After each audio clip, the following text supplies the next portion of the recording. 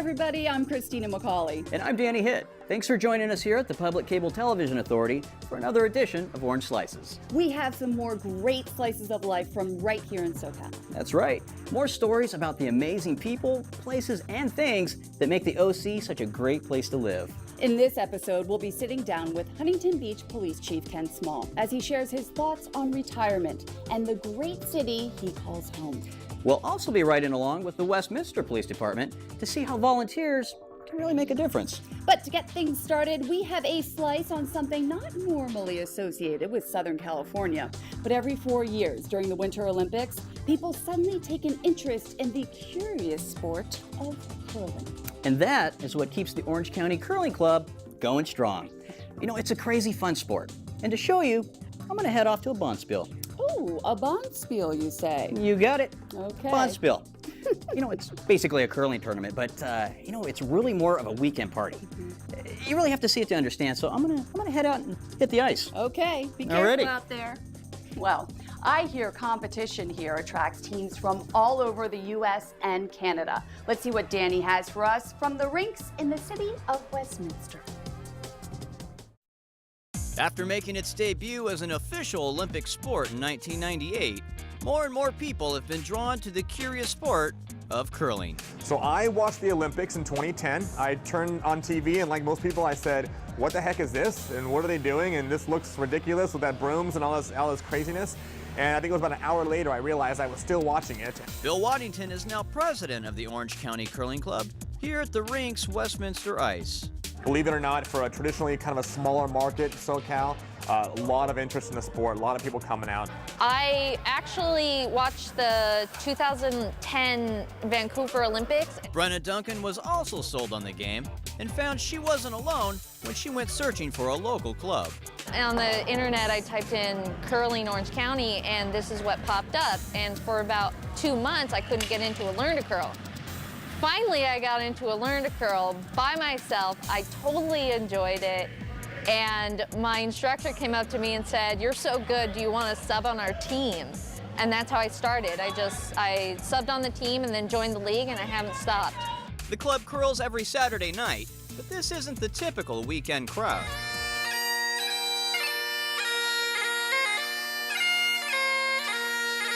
Orange County may be best known for sun and surf, but it's now become a destination for some of the nation's top curlers. The club is hosting an international tournament called a bonspiel. We have had a pretty amazing response. We've got 3 teams from Canada, so teams from up north in Vancouver and as far east as Tillsonburg, Ontario. Even Olympians have come for the bonspiel, including the coach of the team that first won the hearts of so many in Vancouver. I was the coach of the 2010 Olympic team. I've been coaching since 2006. I started coaching the Chris Bly's team, and we had some success. We won a world championship in 2008 for the juniors, and then they asked me to be the Olympic coach in 2010. And now, Coach Stropnick is looking ahead to the future of curling, which is taking him to a growing number of tournaments far from his home in Minnesota. You know, that's one great thing about going to all these different spiels. We went to the Las Vegas spiel a couple years ago, trying to grow the sport and make it popular in all different areas of the country.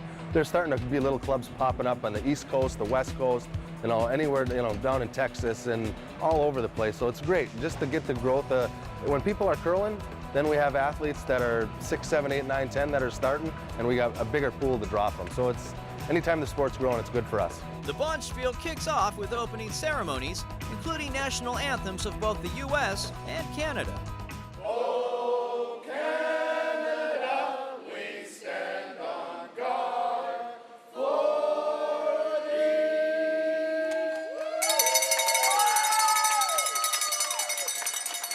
Much like the Olympics, the competitors parade across the ice. And when you get a look at the team uniforms, you get a good idea of the nature of a bonspiel. It's not just a competition, it's also a party. This year we have a beach theme. A lot of times the bonspiels, as I mentioned, is really a social event, and so a lot of the fun is in having a theme, decorating the place to match the theme, and a lot of teams really dress in the spirit. One of the reasons why curling may be catching on so fast is the fun, friendly atmosphere. The sport has its own unique culture.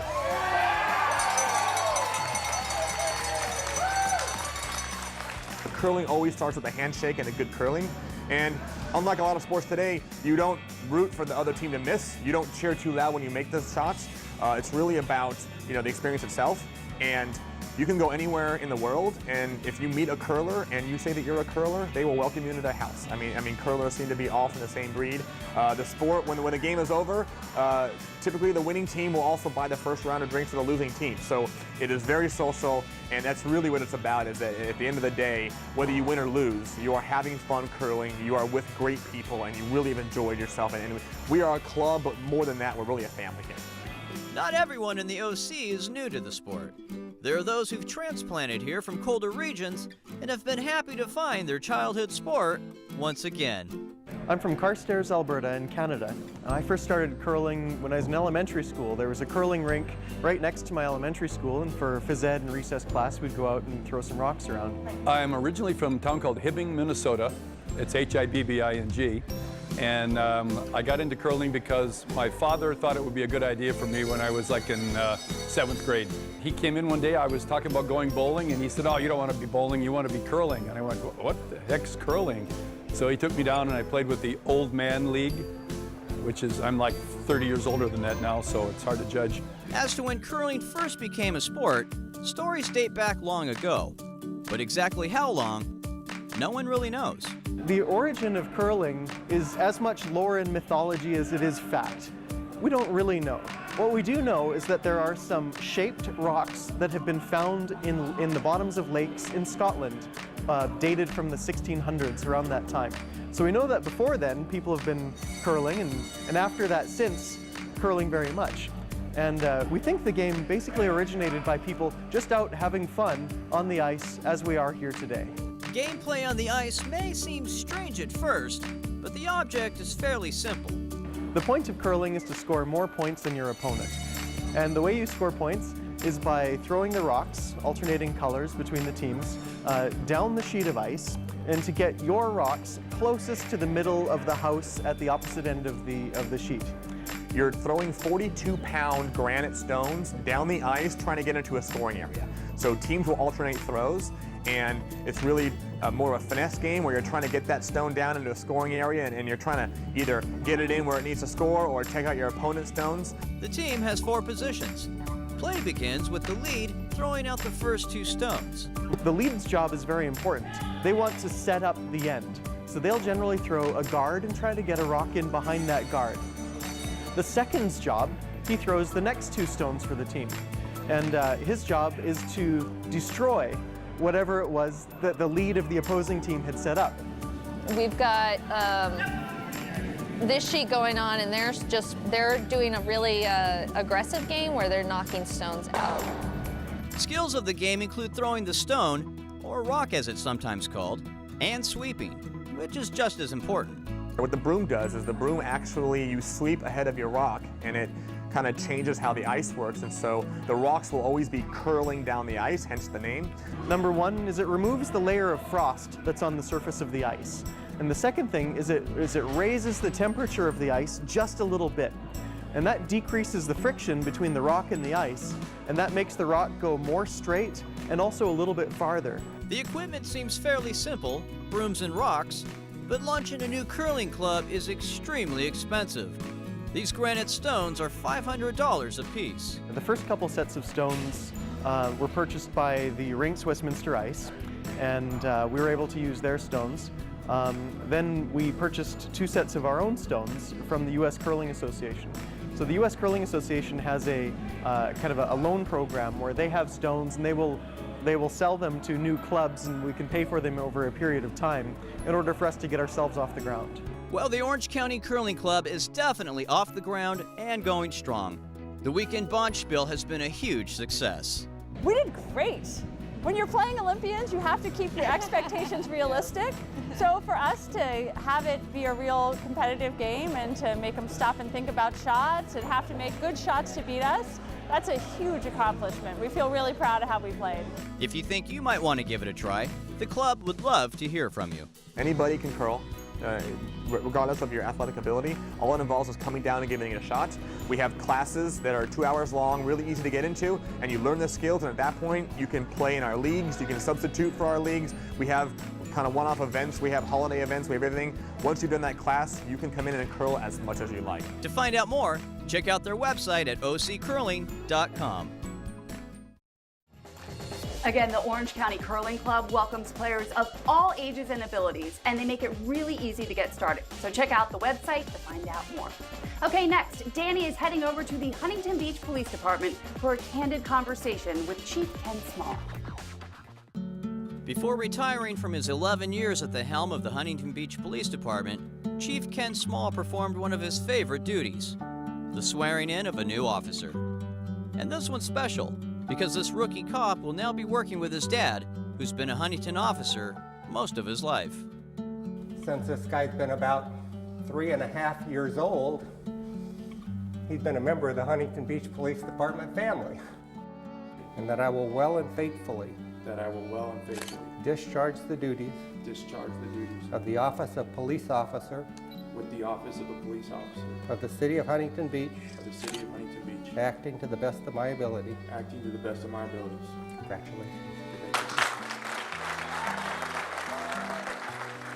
After taking the oath, Dad has the honor of pinning on his son's badge for the very first time. I would always ask him stories about what went on in the city, you know, how he handled situations and stuff like that. And then I got the luxury of becoming a cadet for the department before getting this opportunity that I'm greatly thankful for. He expressed a lot of interest in not only law enforcement, but also going to school for engineering.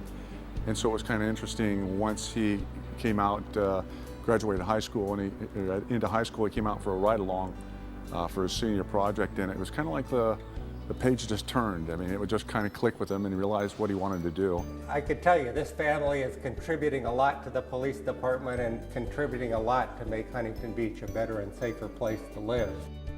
Now father and son will be patrolling the streets of Huntington together. But as Chief Small reflects, it's a very different job today. Law enforcement has changed a great deal since he first started back in the early 70s. Law enforcement today is much, much more professional than it was. If I had to compete against the people we're hiring today, I never would have been hired to be a police officer. They're just incredibly talented, dedicated people that are joining law enforcement. Chief Small married his high school sweetheart and was pursuing a different track when he suddenly had a change of heart. In early 1971, I was actually in college. I was a pre-law major at California State University and decided that that's not what I wanted to do with my life. And so I came home one day and announced to my wife, who was pregnant with our first child at that time, that I had decided to quit school and go to the Los Angeles Police Academy. Had a rather shocked look on her face. He spent the next 25 years working his way up through the ranks. Loved every day of it. Worked all over the city of Los Angeles in all kinds of jobs, interesting, fun, exciting jobs, and eventually attained the rank of captain. And for the last few years was running the police station in Watts. In 1996, he left his high-profile position and retired from the LAPD. But that same year, he moved up to top cop, becoming the police chief in Daytona Beach, Florida. I left Los Angeles, moved with my wife to Daytona Beach, Florida, bought a house and lived there for 6 years. We had a great time, but it never really felt like home to us. So in 2002, he applied for the chief spot in Huntington Beach, where he has proudly served for 11 years.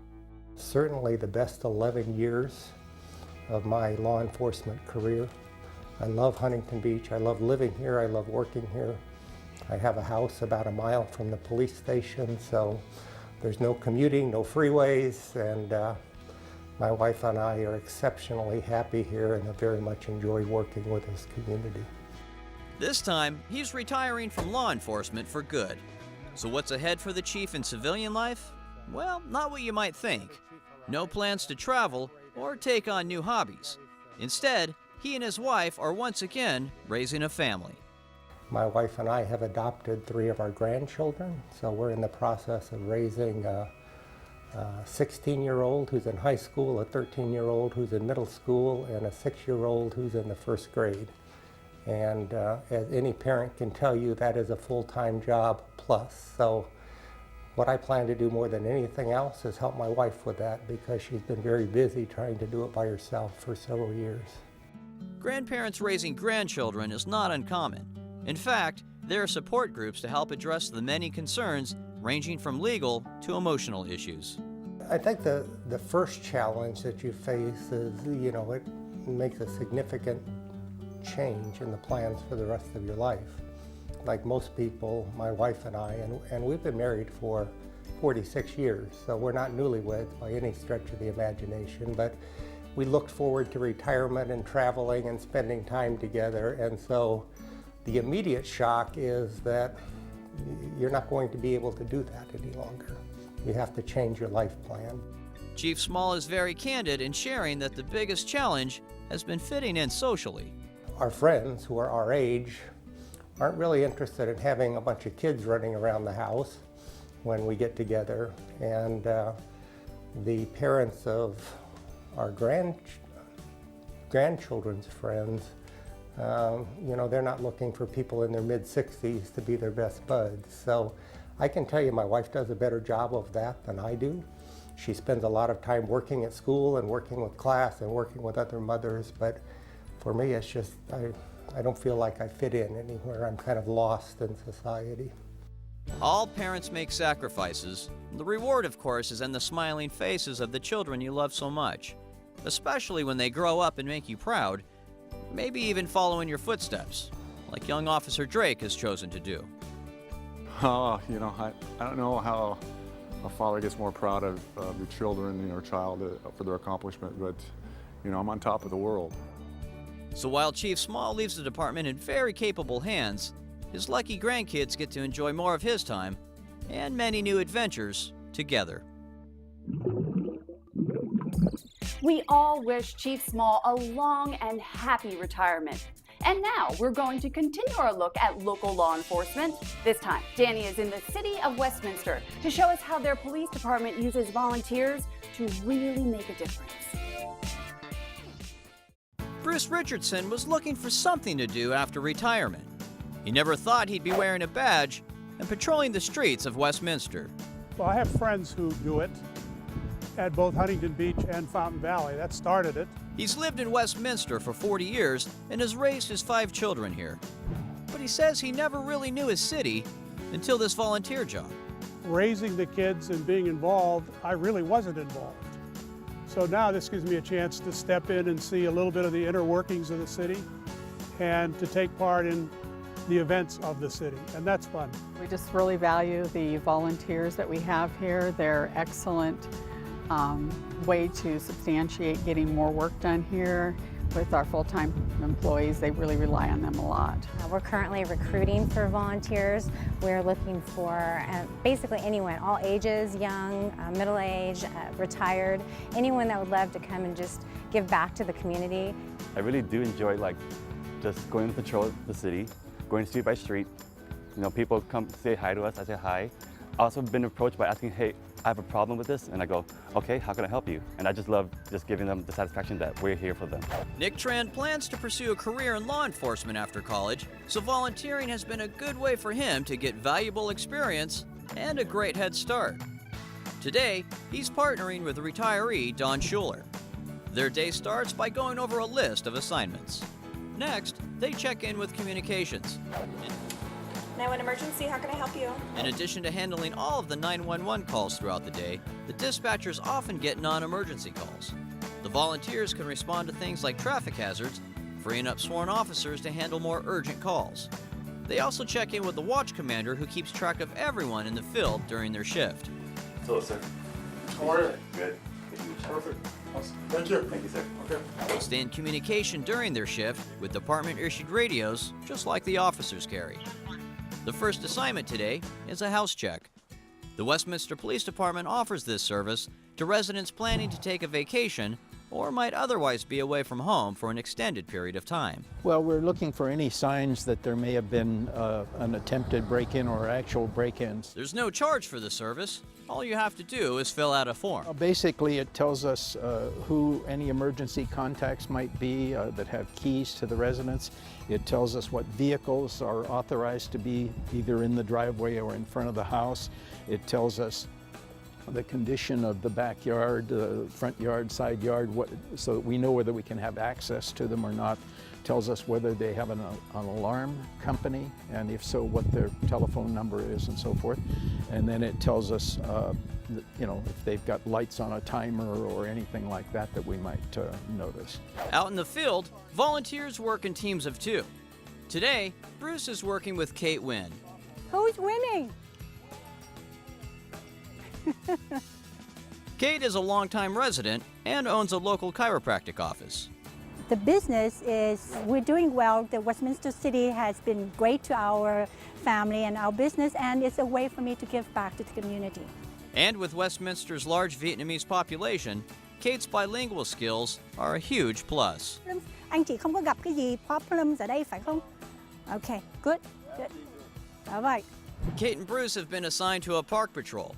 Not only do they look for problems, but they also serve as the department's ambassadors, being visible, saying hello, and letting people know they're here for them. Westminster mình biết đó là chúng tôi, Westminster nghĩa là đi tuần để bảo vệ. When they're finished, they fill out an inspection report.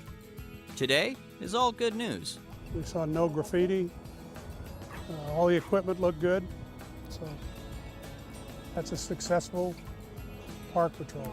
Across town, Nick and Don have also been assigned to a park. Even though the city has maintenance crews to check things like bathrooms and trash cans, the volunteers give the parks that extra level of attention, making sure all is clean and safe for residents to enjoy. You know, if you find anything, you got to split 50-50 with the city.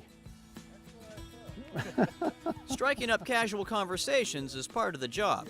They ask people if they've had any issues or if they've seen any signs of trouble. They often get their best information from the people who spend time here. Hey, how you doing today? I'm fine, thanks. All right, we're out here having fun. What's your name? Don? Christian. Christian, glad to meet you. In the field, the volunteers drive civilian patrol cars equipped with a wide assortment of tools and gear.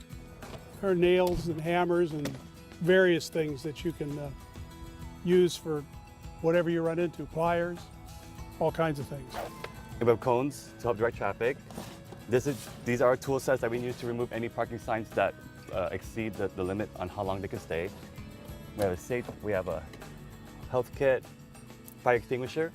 The cars are also equipped with amber lights. We use them almost every time we're on patrol when we're taking down garage sale or signage in the community, because sometimes we have to park in places where our visibility isn't the greatest, and we want people to know we're there while we're doing that. Bruce and Kate have now moved on to sign enforcement.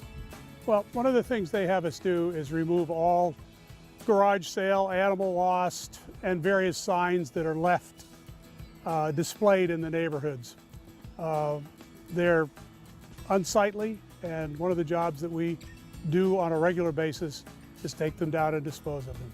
If you could look and see all the nails of the things that have been driven in here, with a lot of things that are put up here, and the nails stay in there. On the flip side, they also make sure good signs are where they should be. Recently, the volunteers helped to display these public service messages in local parking lots. The sign says, hide it, lock it, or lose it. And it's just to remind people that pull your car into this place, lock your car, and keep your valuables out of sight. Back at the station, Christopher Doe is checking in equipment. I'm responsible for just helping out all the officers in the professional standard unit. Usually I would assist them with background investigations. I would make sure the cars are ready to go, ready to deploy, and I would issue equipment to all the officers who need it, and just inventory everything that's needed. He started as a volunteer after high school, but after a short time, a paid position as a police aide became available, and Christopher got the job. I felt really lucky because it was really quick, the transition, and I felt really lucky and I was really happy. To become a volunteer, the first step is to fill out an application. We have them fill out a 4-page kind of a pre-screening, pre-full application, and that lets us know their prior work experience.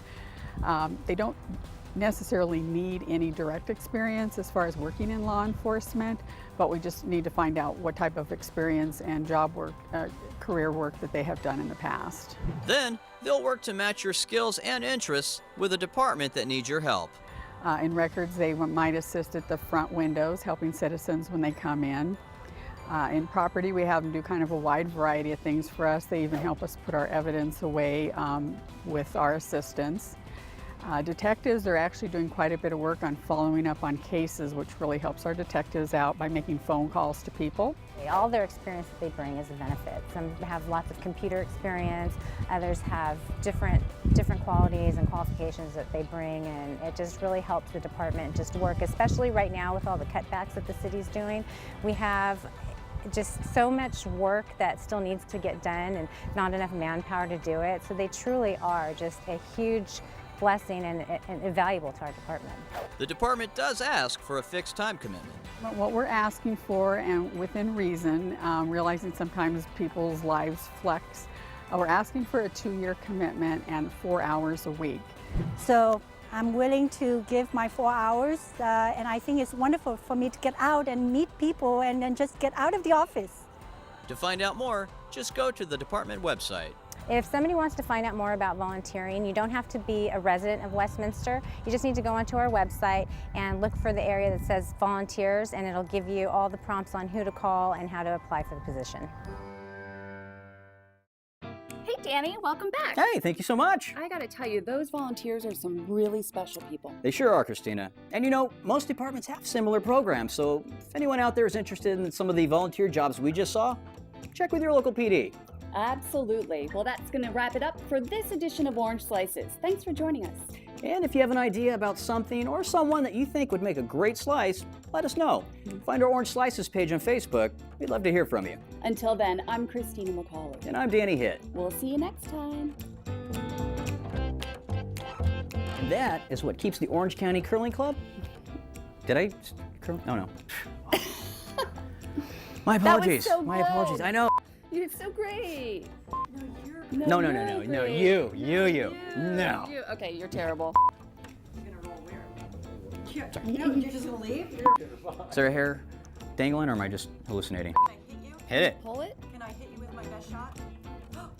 Oh, she's getting busy. This time next year, I'm gonna be like completely bald. That was that one hair. It was the bolt that held it all together. Let's see what Danny has for us from the rinks in the city of Westminster. Yeah, bon spiel. This is the real beast. I'm actually not surprised. I'm kind of fussy. And one more time with a hey Danny in 3, 2, 1. Hey Danny, welcome back. Wow, I forgot to move. I don't know what happened. My upper body went. I was like, I'm gonna fall. Hey Danny. Crap, I wasn't even. I'm sorry. Oh, I was just like, oh wait, this is happening. We have some more great slices of life from right here in SoCal. Where are you? From right here, SoCal. Actually, we're in a dark room with a lot of people right now. And this is green, not what you see. I'm not even here. I'm CGA. Mirage. And now you're hallucinating.